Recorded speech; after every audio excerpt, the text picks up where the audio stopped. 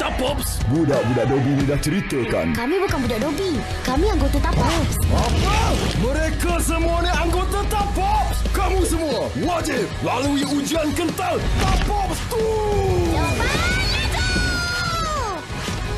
Lepaskan gorila Tapops. Kita lawan gorila juga.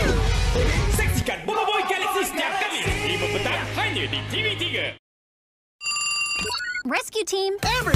Hidupkan enjin kereta anda dan bersedialah untuk perlumbaan yang nyata berbeza. Rasai adrenalin perlumbaan yang sememangnya hebat. Siapa yang tepi jalan keluar dulu?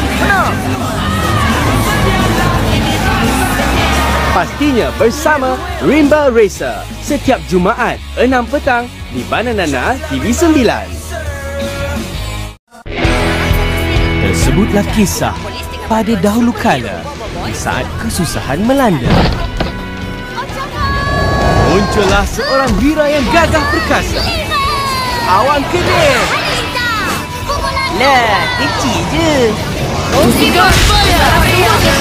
Mengembara bersama Awan Kenet demi menjaga keamanan Indra Sakti setiap Sabtu 6 petang di Bananana TV 9. Anda mungkin sedang mengalami strok haba ketika ini. Strok haba berlaku apabila sistem tubuh badan tidak dapat dikawal secara normal dan menyebabkan kenaikan suhu badan dengan mendadak. Golongan yang cenderung mengalami strok haba adalah warga tua, kanak-kanak, atlet dan juga pekerja buruh.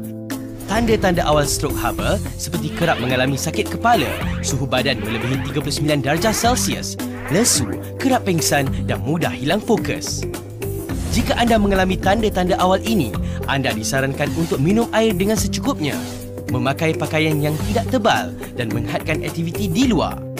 Hindari strok haba demi kesihatan anda.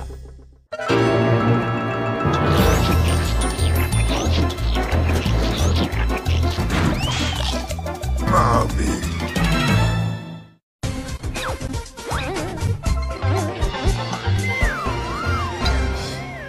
Jom makan Money Monster dan saksikan kartun seterusnya.